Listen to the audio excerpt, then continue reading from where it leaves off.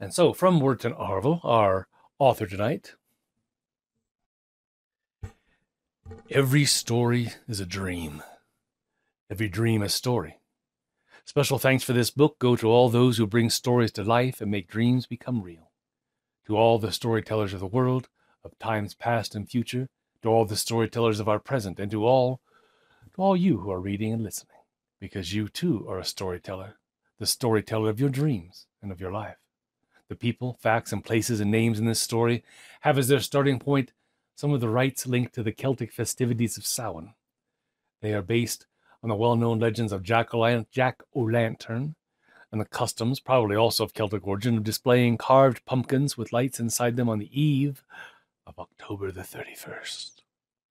The Irish versions of the legend of Jack-o'-lantern also deal with the story and the events that happened to an ordinary man named Jack, or Will, who was to give rise to some of these traditions. A drunken gambler, miserly and cunning, who couldn't get anything right, but who twice managed to get the better of the devil himself. Tonight's story is a free interpretation of these legends that have come down to us in different versions, and also forms in part a contrast to them, giving a modern, introspective, and in some ways a motivational account by adding characteristics, context, episodes, and implications that are entirely the fruit of the author's imagination. October 2014, Wirton Arvel. Dedication to Jack. If not him, who else? Well, if by chance there were someone else, to the great carver of pumpkins, to have mine carved as well, and to have placed inside it the faint flame of my soul, so it will shine among the others in the vast night of the universe, and light up my path during the dark days of my life.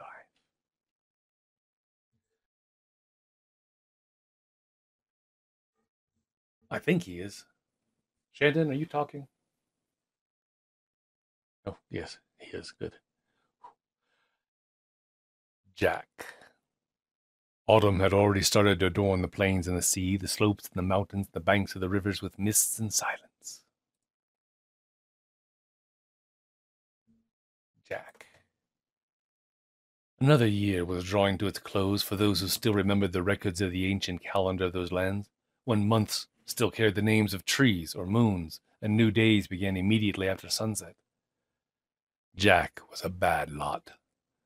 But even with the different calendar, people got ready for the festivities in the same way, because even if the men who prayed in catacombs and churches had imposed a new calendar on the people who used to worship under the trees or look up to the sky, the tradition of feasting in that period when summer is gone and autumn has been there for a while, that has remained.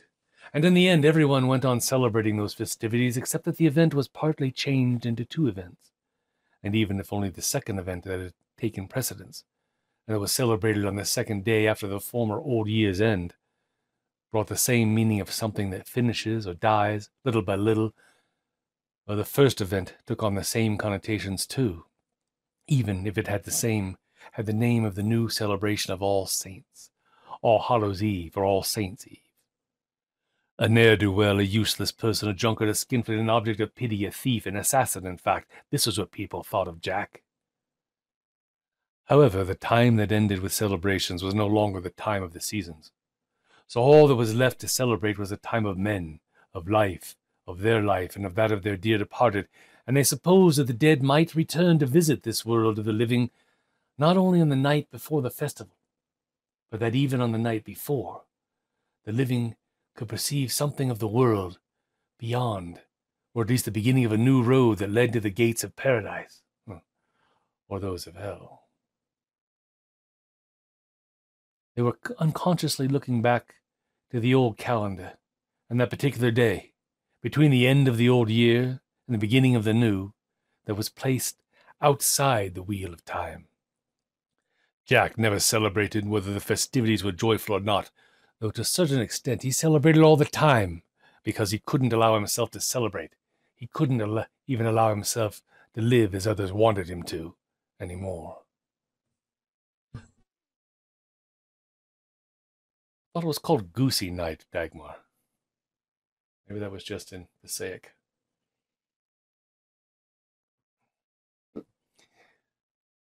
Chapter 2, Nothing Right. Now, Jack couldn't get anything right.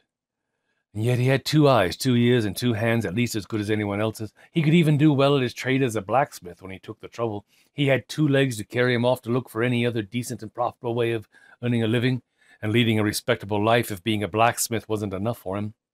His brain, too, was no worse than any other part of his body, either as a young man or when he started to be not so young anymore. On the contrary, there were times when Jack even seemed brighter than average, and it wasn't only himself and the gentle down-to-earth lovers he had who thought so. No, Jack had tried almost everything, with varying results, even some things that most people wouldn't even dare to try. Now Jack, just to find a new quality in him, was at least fearless. He had, and always had, the courage to take risks. There was only one life.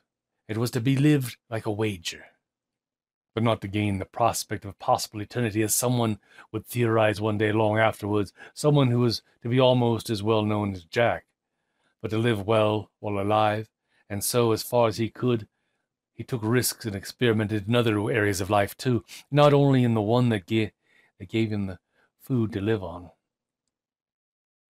But all too often, Jack finished up getting lost in human temptations that most people, because of the moral imperative the times that he lived in, held to be the work of the devil.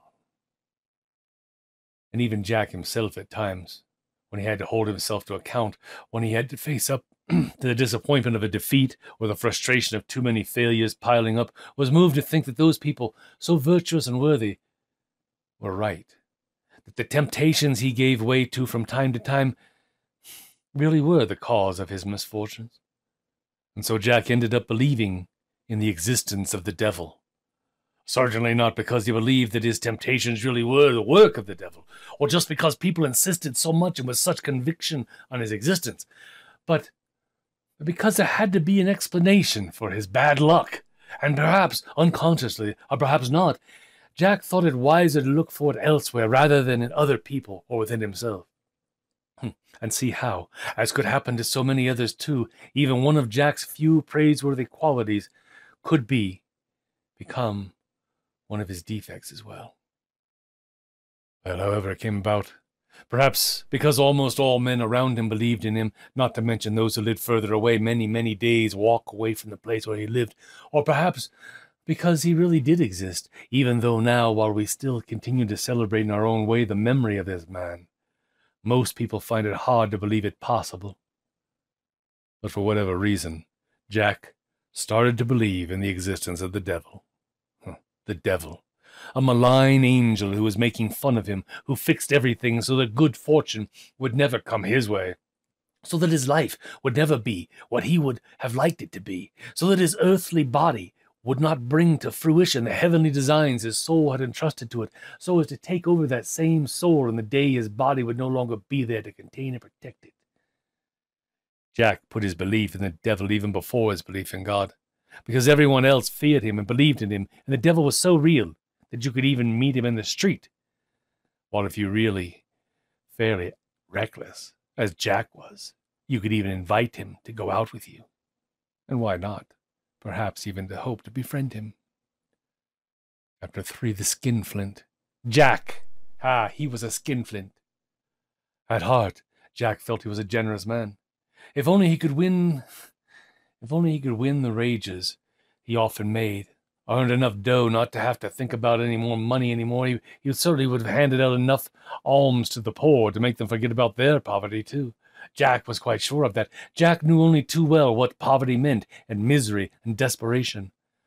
No way had he learnt about them from books. He had lived them, touched them with his hands, with both hands. And not only with his hands, Jack smiled bitterly to himself, but with his stomach, too, and his mouth when he didn't have anything to eat, with his teeth and all over his body when he shuddered from the cold and he knew he'd never forget them. His feet and legs reminded him as well when they weren't tired of walking without ever getting anywhere. Even if Jack had entered the mansions of heaven with those very same feet, even if he had become the king of heaven and rested those feet and legs on a magnificent throne. But people only saw what they saw and remembered what they remembered, thought Jack. And he certainly didn't make much effort to show himself off in his better moments, and still less in his best clothes. At those times and in those clothes, Jack had plenty of other things to think about. And indeed, there wasn't much he could do about it. Or rather, it seemed to him that there wasn't much left for him to do, because time was passing him by, without seeming to care about making him wait. And at times when he was feeling down, he really didn't know what to do any longer. In his more successful moments, he succeeded in getting his courage back and believing in himself again. But each time, he could find nothing better to do than wager everything he had left on a game. And by now he had practically nothing left, not even the wherewithal to pay for his own drinks, let alone anyone else's as well. So by now, everyone thought of Jack as just a skinflint. And even today, someone, "To hell with him," as Jack would doubtless have said, someone even records him with this nickname, Jack the Skinflint, or worse still, Jack the Drunken Skinflint. Jack had only himself left, only himself to count on. From time to time, it made Jack smile that he did still have himself to rely on, though. Chapter 4, Will of the Wisp, parentheses, Dagmar, unparentheses. Jack, the Will of the Wisp. The Will of the Wisp, as some people also called him today, and perhaps called him even then, or just Will, as they may have called him then, and others still call him today. But it was still him. His body and his soul, his body that was growing older, wearing out, deteriorating with the passage of time and too many drinks. To hell with them too! Too many drinks. While the effect that he was seeking from them passed more and more quickly.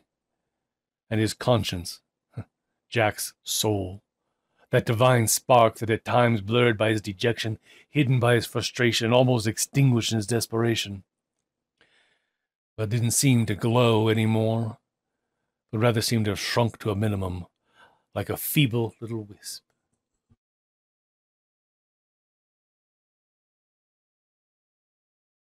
Will of the Wisp, as someone who never knew him alive will call him after hundreds of years have passed, since the time when he did still carry that precious spark in his body.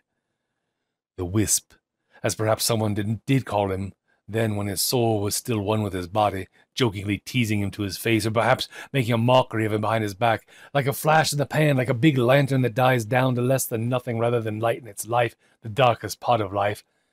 He was reduced almost at once to a tiny flame, a little light that flickered uncertainly in the turmoil of his days, always seeming to be just on the verge of going out. The Wisp, as people perhaps called him even then to denote the sad, pathetic end of his outbursts, of his attempts to get the better of himself.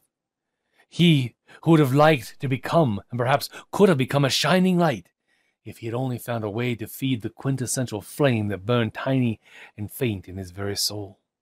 But what can I do? Jack racked his brains, when his desperation wasn't so great as to make him prefer to forget about everything, himself, his failures, the people in the world. When it wasn't he himself trying to put out that faint little flame by drinking what little he could allow himself to buy. The same Jack, whom others would one day remember instead as Jack O'Lantern, the Lantern Man, the man who was to give his name to the lanterns that glow on this feast day. A feast day when all men will try to forget death, to forget that life on earth does not last forever, by dancing and joking, like Jared does, trying just as he tried to forget by drinking and joking, with time he had left to live. A feast day on which that very Jack will be remembered by most of humanity, perhaps to the end of time, as Jack O'Lantern. Jack the Lantern. Jack the Gambler.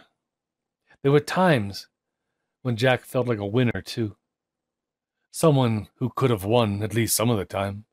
In the end, it would have been enough for him to get it right at the right time. The time when it really mattered. In the end, Jack did win, but only at times when it didn't really matter. However, the memory of those times was enough to encourage him to go back to the game and have another go. By this time, Jack was mixing up the game of life with the games to change his life, and with the others that instead are games that are useful for living. But who could have helped him? His friends? Those who paid for the drinks and got drunk alongside him? And when? When could Jack ever have made a real attempt to change? If the time to forget also took up the time to attempt some redemption, What should Jack do with his life, with the days that he still had left in his human form? What should he have done with them, Jack, with all those days that started halfway through the afternoon after a night and a half his life spent blind drunk? Well, he needed to deal with his problem. And if the cause of his misfortunes wasn't himself, or even others, but the devil himself, then it was the devil that had to be dealt with. He had to make him understand that he must leave him in peace, that he had to stop leading him into temptation, and that if he, as a demon, was shrewd, malicious, then he himself, as a man with the help of God, was even more so. So Jack tried to use what little he had left, even his own weaknesses and his own deficiencies, what he hadn't been or had up to now, to try to redeem himself. One more time, just one, then never again. Yes, because then, if he won, he would change, he said to himself, to convince himself and deceive himself. He would change his life for as much or as little time as he had left to live. Jack the winner. Jack the dreamer. Deep, deep down, Jack was only a dreamer.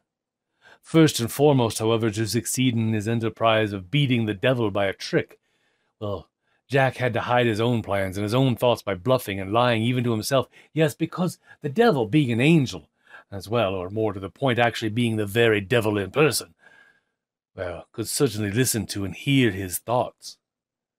But as far as deceiving himself went, this came easily to Jack by now. Almost the most natural thing in the world, really. So much so that anyone who could have free access to his mind would certainly not have noticed anything new or suspicious. When he was young, his dreams were young too. Jack didn't call his dreams bluff or lies, not a single one of them. But in time, he had gradually begun, at first with a certain disenchantment, to call those dreams illusions.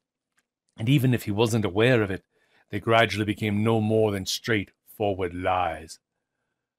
But all the same, Jack could not deal with them. Even when life with its hard knocks made him realize it, he still couldn't stop feeling the need for them anyway. He really couldn't do without those lies, because those lies were all that he had left of his dreams. Just as he couldn't do without eating, at least every so often anyway. And he could only forget them, just as he could more easily skip meals when he was drunk. So once more, with a smile of anticipation in his eyes, Jack dressed up again in his best dreams. But this time he freely allowed the devil to visit him with his temptations. From the very beginning, and for as many times as he liked. It was he himself who invited him in, making him think he was ready for anything, that he was available for any temptation whatsoever, egging him on, provoking him, and making him think that from now on he was more than ready to give up his soul to him without any reservation. And more often the devil started to visit his home, himself, his body, wherever he might be, and his thoughts, especially because, unfortunately for Jack, his end was approaching, although he didn't yet know it. Until one evening, the very evening when he should have been celebrating the festival of All Saints with us, the people in fear and grief were already thinking of the dead and of the great veil which, set upon to separate the world of the living from that of the dead, was about to wear thin enough to allow the spirits of the dead to cross it without any difficulty. Just then, Jack put his own life on the line, torn between his desire for the festival and the memory of ever-present death, ready for the final reckoning, torn between the dreams of a lifetime and the reality of his lies.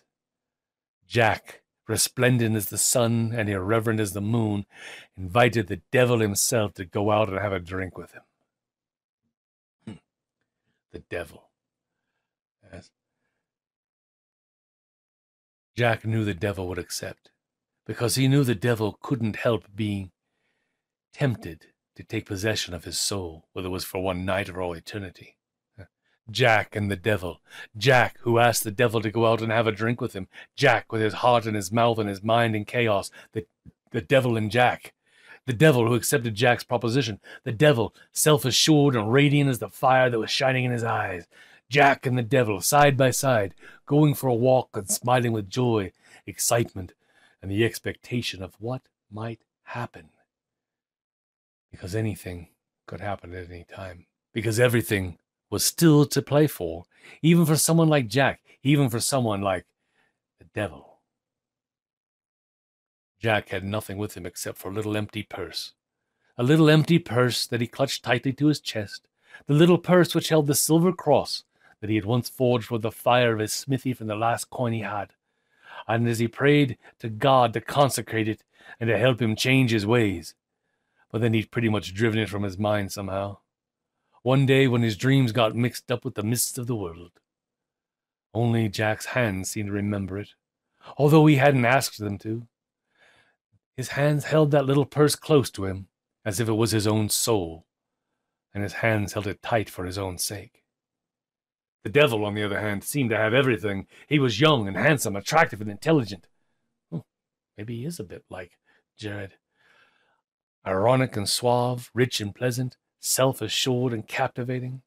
He seemed to have everything except Jack's soul. But he was now sure he could have that too.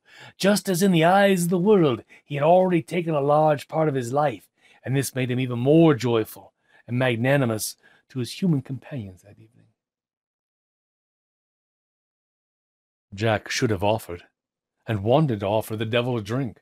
The devil had to tell him, and wanted to tell him that in reality would be his last drink, because that very evening would have also been the moment of his death. Jack thought he could trick the devil, making him pay for the drink and forcing him to leave him in peace in one fell swoop, proposing just one wager to him that he was sure to win. Now the devil, as you know, as was his custom, usually allowed one last bodily wish to men who were about to die and surrender their soul to him. A gesture of gratitude, if you will, as it were, for the soul that he would take immediately afterwards, a way of exchanging a sort of advance tip, if you will, seeing that he would certainly never be able to give one afterwards, to that shell that he was going to empty out and would soon be dispersed between the territories of earth, the mists of heaven, and the dusts of time. Meanwhile, they had already reached the doors of the bar to which Jack had led to the devil. Meanwhile, the bar they had reached was the exact same bar that the devil had induced Jack to lead him to. Jack, a little confused because he was filled with anxiety about muddling up the words that the devil had put into his mind that was deceiving itself and those that Jack himself wanted to use to trick the devil, said, "Hey, I bet you a bottle of beer," which he wouldn't be allowed to pay for anyway, "that you couldn't be able to turn yourself into a coin. A coin! A coin for me to pay for your drink with." Now Jack had told himself that if the devil did not accept, he would lose the bet. But even if he did accept, he could still lose it, because before paying for the drinks, that coin would be in Jack's hands, and he could do whatever he liked with it. If only he could not buy the drink straight away for himself and the devil, who shortly after the payment would return to his human form again, you see. And so Jack would not only have won the bet anyway, but would also have overcome himself. Jack was certain that at that point the devil would stop tempting him. The devil knew what Jack was saying in his head because it was he himself who ensured that Jack said it. And it did not matter if the terms of the bet were a bit confused or didn't make much sense. He wanted to turn into a coin not only so as to tempt Jack to get drunk again, but also because he wanted to grant his last wish in this way. And he was sure of it, because it was he himself who had led Jack to lie to himself before playing with his dreams and doing everything to turn them into naive and false illusions, and then gradually making a mockery even of those very same thoughts. The devil was sure that with this coin, Jack would not be capable of doing anything other than buying him something to drink, buying in that way something to drink for himself too. The devil looked into Jack's soul and told him that he was ready to do what he wanted because he was going to die, and they would agree to turn himself into a coin to buy something to drink, not only for the sake of the wager at hand, but also to make him happy if this was his last wish.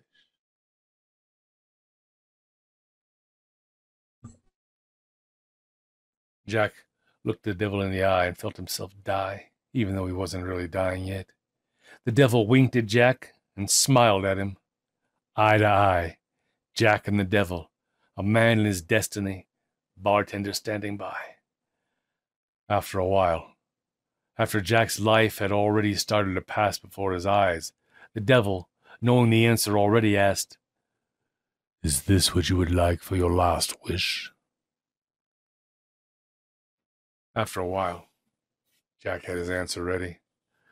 Eye to eye, he managed to hold his gaze. The devil and Jack, a man in his choices. The devil gave a half smile, raising an eyebrow. Jack heard himself say, "Yes, that's what I want." Jack had gone back to making bets again. Jack was only a drunkard, a drunken skinflint. Jack was showing himself once more to be just a tight-fisted miser who had succeeded in making even the devil pay for his drinks. The little purse and the cross. Jack clutched an empty purse tight between his hands, as if it was his very soul. The clink of a coin bouncing before him on the stones of the street startled him, and he tried to find out where it was falling. Then his eyes caught sight of it, and it rolled towards his feet. The devil who had been walking with him dressed as a fine young man was nowhere to be seen. There was only himself, alone in the world, only himself in his hands reaching down to pick up a coin. Jack was alone, and in those hands was his destiny. But did Jack know that his destiny was in his hands? There had been a time when a young Jack had believed it, another time in which Jack, now a fully grown man, began to have his doubts, and yet another in which Jack, who had started to grow old, had stopped believing in it. And if he hadn't actually stopped believing in his dreams, nevertheless, those dreams seemed to somehow be tainted now with lies and deception. Jack was still hoping, but he no longer knew for sure. "Hey, Jack! Hey, Jack, are you paying for the drinks this time?" shouted some of his drinking companions, who came flocking around him as soon as they noticed his hands picking up a coin from the floor. Meanwhile, Jack's hands had instinctively put that coin into his empty little purse and closed it again, locking that unique coin in with the silver cross. At once in his head, Jack heard the devil cry out, "Damn you, Jack! What have you done? Jack, take me out at once, Jack!" But his friends dragged him into the bar. This time that tight-fisted fellow Jack couldn't say he had not any money on him, not this time. This time would be his turn to buy the drinks. The devil kept screaming in his head, "Jack, let me out, Jack! Let me out and I'll give you anything you want. But please get me out of here now, Jack!" Meanwhile, his friends were ordering the drinks. "Come on, Jack, are you plotting a way to get out of it?" they said to him, slapping him on the back. The situation in some ways was better than he could have hoped for. Just now the devil had smilingly told him that his life was about to end, and now he was beseeching him to let him go. "Jack, let me out, Jack," he went on, as if he were in the grip of desperation. The devil, "Rotten miser, what are you waiting to order the drinks for? This time it's your turn to pay." His friends went on, putting their arms around his shoulders and shaking him a little as good pals do. As usual, the whole world was milling around him, and as always, he had the feeling it was ganging up on him. "Jack! Jack!" The devil's cries were piercing screams inside his head. "But where have you hidden your fine coin then, eh, boy?" His friends went on, losing patience. What was really going on was that Jack had the devil in his power. He could ask for lovers and riches and honors and palaces. "Tell me what you want, Jack," the devil pleaded insistently. "Come on, get it out then." His friends sneered, mocking him, his hands in his pockets under his jacket, tickling him, teasing him, and his friends carried on yanking and provoking Jack in all sorts of ways, some of them holding on to him, others pretending to frisk him, while others were putting their hands all over him, even where they knew they wouldn't find the purse or the money, just for the pleasure of enjoying themselves, laughing at him, making fun of him. Jack would have loved to get out of that awful place. Jack only wanted them to leave him in peace. He wanted to live in peace, relaxed and quiet. Jack just wanted the devil not to tempt him any more. Jack wanted the devil to let him live longer. "Maybe you hid it here, then," one of his drinking companions challenged him, more drunk than the rest. Jack backed away hastily. for that only gave an opportunity to someone else, who, with a mocking whistle, took advantage of it, and then added amidst general derisions, "Or maybe he stuck it in here, eh?" Instinctively, Jack retreated again, taking a few steps forward. In fact, he was being tossed between them like a pinball. The devil was screaming more and more inside his head. "Jack, let me out! Jack, let me out!" "Hey, now! Stop pissing me off, you rotten bastards!" shouted Jack. He struggled free and tried to throw some punches at his companions and his misfortune, who were always half drunk even before it was evening. Jack was really fed up with them now, at least as much as he was fed up with himself anyway. Jack, to set the devil free again, in the end, just asked him for his life, and he was so confused he didn't even know anymore how much time he'd been granted. There are some who say that Jack only asked for 1 more year, and others who instead say that he asked for 10. 10 years to succeed in doing what he hadn't been able to do up till then, and to prove to himself that he was a man.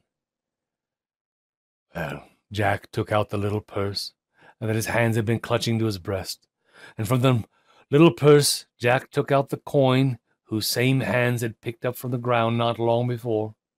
He saw his hands place it on the counter without even hearing what his old companions were shouting in chorus, and almost ran out of the bar. His friends continued to shout in celebration or in victory, but the real victory was the one Jack felt in his heart. At last he was outside the bar, breathing fresh air. He felt free. He felt as if he had been given another chance. He inhaled great gulps of air, because now he could truly start to live and breathe again. Meanwhile, the coin that he had left on the counter ended up in the hands of the landlord, and immediately afterwards among his other coins, and then it suddenly disappeared, without the host even noticing. Well, until he came to do his accounts late that evening. Meanwhile, a young man joined Jack's companions to have a drink and actually drank from Jack's glass. Immediately afterwards, he left too, but only to take a different road from Jack's. The devil always kept his promises, even when he had been tricked, and Jack had tricked the devil. Jack lived on for another 10 years. And all those years, the devil let him live in peace. Did Jack really stop drinking and gambling? He really did stop drinking and gambling, as some like to tell. Jack even stopped thinking about the devil. His fate was in his own hands again, and this time he would no longer let anyone make anything of it other than what he would like to make of it himself.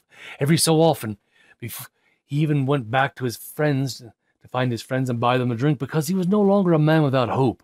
He no longer felt the need to drink himself to oblivion. Now, Jack wanted to remember his victory over the devil, but above all, over himself. But to other people, Jack was still a man who couldn't get anything right. That's how many people like to remember him anyway. People didn't change. And they only saw what they wanted to see and remembered what they wanted to remember, Jack would have said. Except perhaps for those few people to whom Jack mattered and who mattered a bit to Jack, and among all of them, among the overwhelming majority of people who did not matter at all to him, he even managed to glimpse the face of a new love. Even time hadn't changed. For those who wanted it to hurry by, he continued to drag, and it passed quickly for those who wanted it to pass more slowly. And so, those 10 years passed. Really much too quickly, thought Jack. They finished as fast as a mug of beer once it's been started. Actually, they come to an end even more quickly than the pints that Jack used to swallow in earlier times when he wanted them to pass more quickly, while instead at that time they seemed to drag on forever, because sadly, they were always the same. And that year, too. Autumn had already started to adorn the plains and the sea, the sides of the rivers and the foot of the mountains with haze and stillness. And it was just when All Saints' Eve had come round again, in the days before anyone called it Halloween, when the devil came back to visit Jack again. The very devil himself in person, the very same one whom Jack had dared to invite to go out for a drink with him on the very same night as we are here tonight. The devil certainly had not forgotten that evening, nor the number of years he had granted to Jack. Jack, who had held the devil in his fist and could have asked him for anything he wanted. Jack and the devil met again, because the devil had come back once more to claim his soul. This time, however, the devil did not find Jack at home drunk, or ready to go out with him to have a drink in a bar. Jack was out in the fields, and the devil had to catch up with him there. The devil was still young and handsome as ever, as he had been the last time they met. To Jack's eye, he still appeared attractive and intelligent, ironic and suave, rich and pleasant, self-assured and captivating, not to mention that half-smile of his, mocking and tempting. Jack was not as young as he had been 10 years earlier, but he didn't seem much older either, perhaps because he had stopped trying to wreck his body and his dreams. From that time onwards, Jack no longer ended up accusing them of being nothing but lies, just as the little purse he still carried with him was no longer empty. His brain was still working properly, as he knew at once that the devil had not come out to invite him for a drink, nor to tempt him in any other way. He had come to take his soul, because the extra years of life he had promised and granted him had now gone by. Jack looked deep into his very soul before looking him in the eye, and he smiled. The devil returned that look and that smile in advance, even before Jack had stopped looking into his very soul, even though this time he was not able to read Jack's thoughts easily. But he thought that by now there would not be many of them left. And indulgent as ever, he asked Jack if he had one last request to make of him that he would like to be granted. Jack looked around, but without the desperation of the previous time and with no drinking companions to torment him. And he saw an apple tree not far away, with mist swirling about it, still laden with fruit that perhaps would never fully ripen. Those slightly sour apples, able to keep warm scent of hay inside the cold flavor of cider. And so Jack asked the devil to climb the tree and to pick an apple for him, one of the finest that grew high up, right at the very top. An apple? Really? An apple? The devil smiles to himself, almost dumbfounded with surprise at this strange request. He would never have dreamed that one day there might actually be a man who would ask him for an apple. For a moment, the devil looked at him suspiciously, and then decided to grant his request. The devil had no fear of Jack playing any nasty jokes on him, not this time. All he had to do was climb up a tree and pick an apple, after all. Jack helped the devil to get up. He cupped his hands to make a foothold for the devil's foot. First he grabbed his shoulders, then some forks of the tree. Jack was aware of the presence of the devil as he had never felt it before. The curls that hid the little goat's horns brushed against his face. He felt the contact of the devil's hands on his shoulders like the red-hot touch of a supernatural force, and a shiver ran through him. The devil quickly climbed to the highest branches of the tree, and even more quickly, although rather shakily, Jack took out a carving knife with a blade that was always kept sharpened and carved a cross on the trunk of the tree. He prayed to Christ to consecrate it there and then. The devil immediately felt the effects of the cross and Jack's desperate prayers to Jesus Christ even before Jack could say anything, and once more he felt he had been stopped, this time imprisoned up a tree which he would not be able to get down from in a hurry, not even by jumping or changing his shape. But this time the devil did not just howl in agony, but he howled even more from rage, and he began to argue with Jack at the top of his voice, with a Jack who was more sure of himself and strengthened by previous experience, a Jack once more determined to negotiate for his very life in an attempt to get from the devil some conditions for giving up his claim to his soul that were better than the last time, in exchange for removing the cross that he had carved at that tree. The devil got as far as offering him another 10 years, perhaps more, but Jack didn't give way, and Jack succeeded in asking the devil to give up all claims to his soul forever. The devil just wanted to be set free as quickly as possible, because apart from the torment and the anguish that he suffered from the cross that kept him imprisoned in that tree, well, the devil also had lots of other souls to tempt and to take to hell, don't you know? So in the end, he gave in, and he made him the promise. Jack had tricked the devil for the second time. Yes, Once more, Jack had prevented the devil from taking his soul.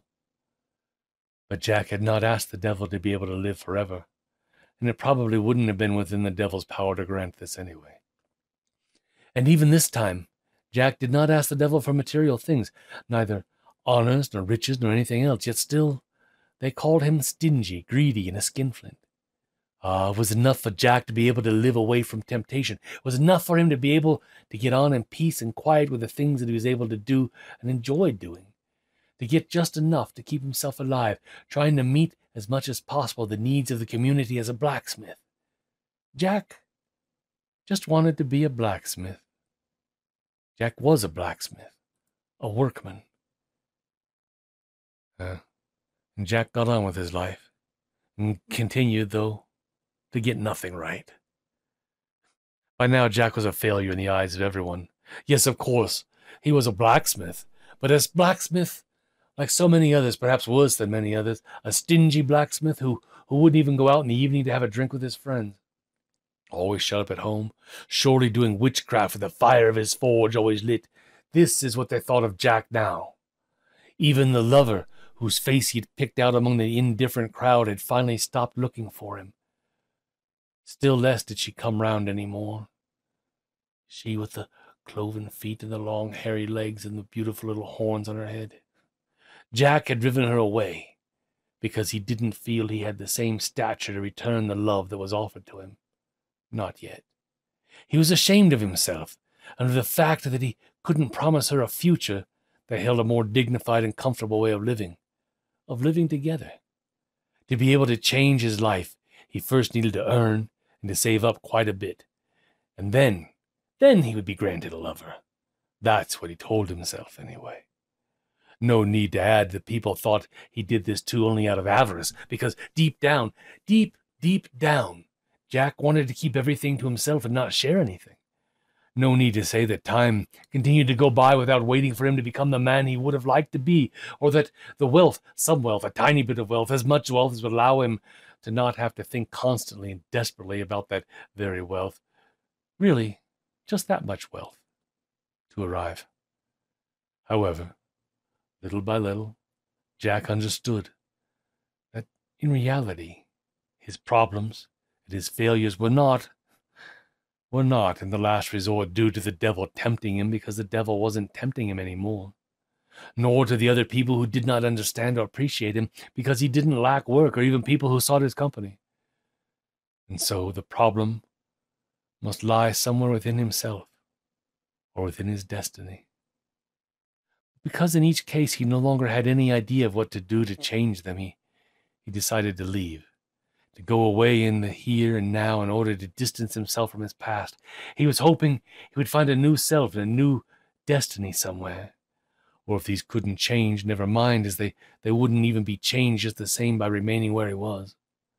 With an effort, Jack resigned himself to accepting the fact that his real problem had not been the devil tempting him, and he went away to find himself.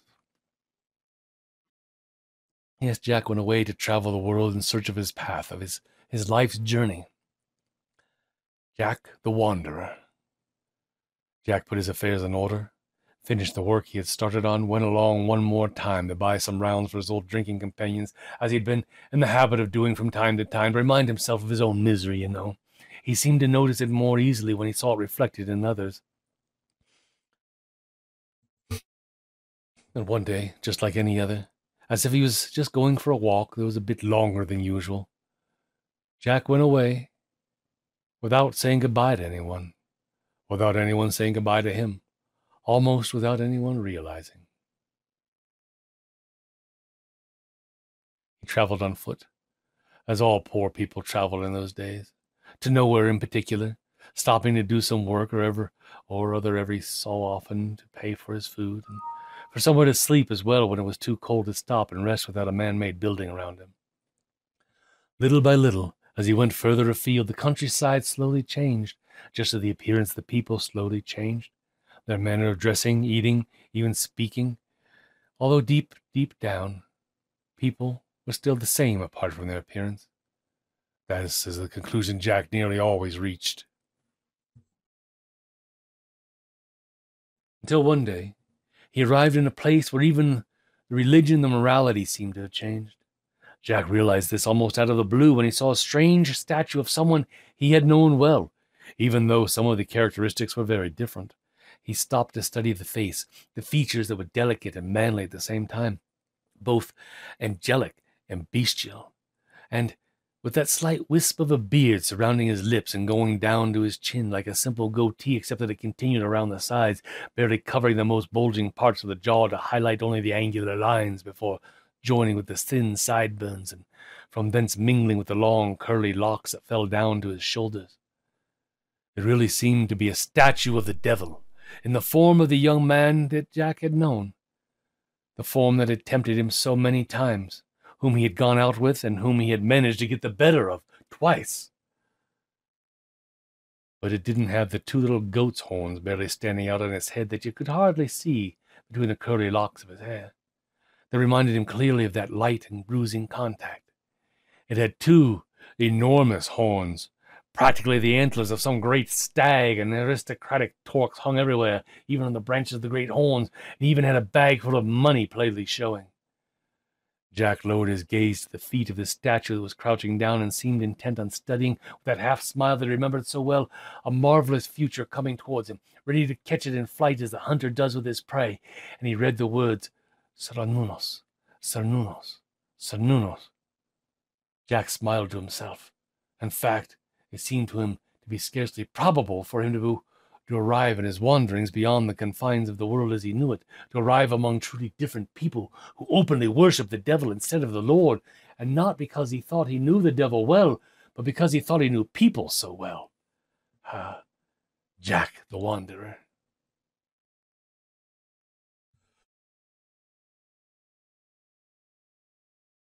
Destiny, Rick. Destiny. Jack and destiny. All of a sudden, Jack remembered ancient stories of his people, now handed down as memories of memories, memories of times when days didn't start halfway through the night, but immediately after sunset, and he thought he understood why people on feast days started to celebrate them than from the night before, on the eve of the festivities, and finished celebrating just as the evening of the actual feast day arrived, because the evening was exactly the time at which the days once used to begin, you see. As if people still knew, but didn't remember anymore, because by then the way in which the hours, the days, and the years were calculated had been changed too long ago. He even remembered that each year in the old calendar there was a timeless day, a day outside of time, that did not belong to the old year that was already over, or the new year which was still to come. A thin veil divides the world of the living, the world of days that is made up of the days of their life, from the world of the dead, the one of pure eternity, where days are not days. On that day it wore so thin that amidst the autumn mist it was possible to look into the other world, and whoever knew what to do and had the courage to do it could even go there. That day is today, my friends. That night is tonight. And suddenly, on the wave of that flash of unexpected knowledge, more or less established and right, Jack even seemed to have better insight into himself, his life, his past. Everything became clear and transparent, without regrets, without remorse, without mistakes. Even the worst events of Jack's life and the strange coincidences seemed clear and inevitable steps of the dance of destiny. And he smiled as he remembered that both the times when he had tricked the devil had actually happened on this very day. He raised his eyes to look at the half-smile of the statue of Cernunnos as the statue of Cernunnos continued to stare into the future. As it crouched there, he stroked one of its hairy legs that happened to be at the same height as his arm, and although he went on smiling, his eyes misted over a bit. He was roused by the shouts of men and women he heard coming towards him, voices mixed with the sounds of laughter, a hasty step that seemed anxious yet joyful. "Get a move on! What are you doing there staring at the statue? Join in the festivities, man! This is the night when you'll see the spirits while you're still alive!" said one of the young men in strong, vigorous voice as he came right up to Jack and addressed him in person. "All the fires in the houses and the taverns will be out by now. What are you waiting for?" added one of the red-cheeked girls in festive clothes, the mask hung round her neck. Come on, come with us. You don't want to lose your mind tonight, do you? Her voice was sweet and beguiling, and that boy and that girl actually moved away from the group even before it got up to Jack as they walked along with a determined step, linking arms with him gently but firmly on either side so there would be no need for them to say it again. Jack, still smiling, finally let life overcome him without even saying, "All right, let's go." All Jack could think was that that night really was about to be the start of one of those timeless days. Jack and the world. Jack turned back with difficulty as he did his best to keep up with the pace of his new companions, and caught sight of the statue resting on its low pedestal just above the heads of the lively group that was growing larger and larger as it gained recruits along the way. He tried to meet those eyes that were looking into the future, and perhaps it wasn't by chance that he succeeded. It took less time than the blink of an eyelid. Yet he felt himself pierced through by a breath of wind, too light to make a single leaf stir, yet strong enough to revive the feeble flame of his spirit with the strength of an unexpected vigor, so that at last it began to burn with a life of its own, and Jack was certain that those eyes that were staring fixedly at a marvelous future at that precise moment already knew for a while they would have looked just at him. And that feast of the final harvest was the finest feast day that Jack had ever celebrated, or perhaps just the first one. Not only because of the people's joy that seemed to be matched with the joy of the bonfire, not only because of the gaiety and the abundance of the food and drink whose leftovers were thrown into the fire as a sign that everything was coming to an end and being thrown into the past, but because of the joy he experienced in his heart to feel at one with the others, with the past and the future, and it didn't much matter to him if the thin veil that divided the worlds that evening would wear so thinly it almost dissolved. It didn't much matter that if all the spirits of the netherworld were about to come back to this world with nostalgia and regrets, or perhaps to dispense wisdom and forgiveness, and one should take them seriously. Jack had found his place in the world, and he wouldn't spend the long night of the year, namely the long winter, by himself on his own. That celebration finally symbolized for Jack an event of the destruction and the reconstruction of the time of his life, as it had to symbolize the destruction and the reconstruction of the time of the universe. His participation in that celebration guaranteed that he would not be left out in future, because the whole community wouldn't leave him out.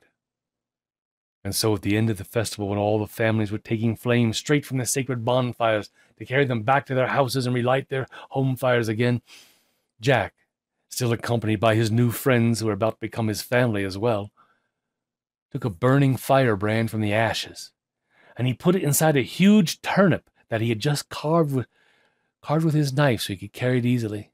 And he tied that carved turnip to the top of a stick, thinking he could use it as a lantern, thus trying in his own way to contribute to the common good in exchange for the hospitality he received. That evening, Jack's new family was the first to use a lantern to light their own way home, towards the new year that had hardly started, and towards their own future. But it wasn't long before many others copied them, almost as soon as they saw it, in fact. And Jack became for everyone from that moment onwards, and for all his new future that had hardly begun, the man with the lantern. Jack O'Lantern. That's Jack in his first real celebration. For Jack, that really was his first real celebration. Jack was on a journey again. Always on a journey, journeying forever. Perhaps Jack did indeed find his place in the world, the best road to travel for the steps that he still had to fulfill along his path in this world, or so we like to think and tell. And just a few more minutes were to pass before we reached the end of the story. But many more years were to pass before Jack arrived on another of the days outside the cycle of time in which, as well as the end of the year, his life was to end too. But that time the devil did not appear any more to reclaim his soul, nor did any angel of paradise come to accompany Jack to where he wanted to go. Jack found himself alone once more, immensely alone, because now he had learned not to be alone any more. He had learned to be part of something else, perhaps of everything, and unexpectedly he found himself on his own again, without knowing what to do or where to go. But he did not lose heart. It was a very night in which it was easier to pass from one world to another, and Jack had already confronted the devil twice. He certainly wasn't afraid of setting off on his own once more. And perhaps, he would even reach the gates of paradise. Jack had already set off when in the distance he noticed that the family he had left behind had lit lots of lanterns made from turnips, as if to show him the way and send him a last farewell. Then he saw they were rejoined by other lanterns, all those from his own people, and then still more, as far as his eye could see. The night was no longer black, friends. Everyone remembered him, and they would remember him forever, as we do. He was no longer alone in his soul. But perhaps the mists were to blame, with which autumn had already started to adorn the world, or perhaps it was because the road to paradise really was closed to him on the account of the misdeeds that he had never repented of, or perhaps only because that was what his destiny wanted. The fact is that Jack found himself in the front of the gates of hell. The fact is, the devil found himself in front of Jack's soul, practically naked, facing him. And the devil was half naked too when Jack saw him. His body now seemed to be really on fire from within, and he appeared as Jack had never seen him before. And Jack's soul too, the devil was already seeing it in flames, even if it was just the reflection of the blazing fire of hell through the huge wide open doors. Jack paused to look at the devil. He seemed slightly older than he remembered him. He still had the look of a man in the prime of his life, only his beard had grown bushy below his chin, twisted into two big curls that still revealed the dimple between them. Well, before these had seemed like little sideburns on each side of his jaw, they now completely covered his cheeks, but above all his horns had grown. They weren't yet like the ones on Hilary there, nor on the statue of Cernunnos, but neither were they any longer the little goat's horns that hardly showed through the curls of his long hair, and not only because the hair was very short there on the sides of his head, where the horns grew apart from some untidy rebellious tufts on the top. Now the horns seemed to be at least a span long. The devil paused to look at Jack. The light veil of his own outward appearance had seemed to cover his soul with a semblance of humanity. Without any need to put this aside, he closely examined what was underneath. His soul seemed rejuvenated. Even in the light of the flames of hell, the darkness and the mist surrounding him, he was able to see the hints and flickers of his vibrations.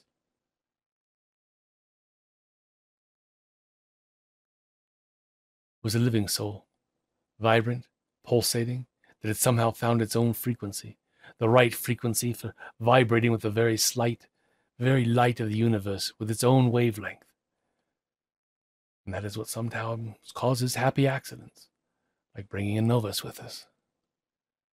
And he saw how beautiful that was, and he saw it in all its splendor, and he imagined he could possess it, to experience it, to include it, to merge that light with his own in the vibrant cauldron of hell. Now that soul seemed to the devil to be exactly the kind that he most wanted. Jack thought that the devil could take on any appearance he wished, even more so here in his own home. The devil understood that Jack's soul might be the best that he could find, perhaps in the whole universe. Jack wasn't afraid of what seemed to be just another man to him, even though he knew it was a devil. The devil almost fell in love with that soul, even though he knew it would never be his. Jack, confident and self-assured, smiled at the half-smile of the devil. The devil winked and returned Jack's smile, flashing a half-smile, his own half-smile, with pleased surprise and complicity. Now, my friends, some will say that so as to be able to cease from wandering like a soul in torment, Jack would have had to ask the devil to let him into hell. But others, on the other hand, maintain that he would never have done that, not only because he would prefer to turn back and become a wanderer again, as he had already been for a large part of his life, and it mattered little to Jack whether it was in this world or some other, but also because he didn't want to, having twice tricked the devil precisely so as not to go into hell. All but all agree in stating that in any case the devil would no longer have wanted to let Jack in, if only to live up to his word, in spite of being very tempted to take possession of that soul. Precisely so as to live up to the promise he made, even if he had only made it to a man, because the most important thing of all was that he had made it to himself, and in making it to himself he had made it to heaven. It didn't matter that he was placed in the depths of heaven, on the other side of that heaven to which people turn their eyes. He was a part of it too. He himself was heaven too. That's right, there are some who tell us that the devil really thought in this way. And by now, it might almost be said that while you couldn't call it a friendship, nevertheless there existed a certain understanding between Jack and the devil. However it came about, before turning back, Jack again made the devil give him a burning firebrand to light his way through the mists and the darkness of the world. Inasmuch as the firebrand came from hell, there was no risk of it ever going out, because it was eternal, and Jack already knew how to carry it about with him, making it the core of a handy lantern. For a long time now everyone was knowing him as Jack-o'-lantern. After all this, he continued on his journey to paradise, or at least to a better place to stay. And from that time onwards, Jack still roams about with his lantern, in search of the road to paradise, so people say. And this is why he can still be seen as he wanders on Halloween night. Jack and Halloween night. Yes, from that time onwards, every year on Halloween, people still see Jack wandering with his lantern between the two worlds, even after the calendar changed also. Though for those who preferred to worship out in the open, many kept on catching sight of him, remembering him, still celebrating the feast day as if it were a day outside the cycle of time, and in his honor, they kept on carving the big yellow turnips that were later replaced by pumpkins, and placed lights or candles inside them. So those makeshift lanterns were named after him, Jack-o'-lantern. On the other hand, however, it could be said that Jack may no longer be roaming the world with his lantern, between the mists and silence of autumn, between heaven and earth, between hell and paradise, between eternity and the seasons, and it may no longer be possible to spot him on a Halloween night, even if people are still telling it. But people don't change, as Jack would say. They continue to see just what they like to see and remember just what they like to remember. Perhaps in the end, Jack did arrive at the gates of paradise and has now found a way in, or perhaps he has simply finished purging his sins by now, and he could even now be thinking up a way of having a bet with God over the eternity of time. And if he is placing this bet already, this very night, on this very night outside time in which the whole past is destroyed and the whole future that is yet to come is being created once more, well, good luck, Jack, and good luck to all of us. Jack. So, that is Jack's Wagers by Wirton Arvel, available on Amazon, of course.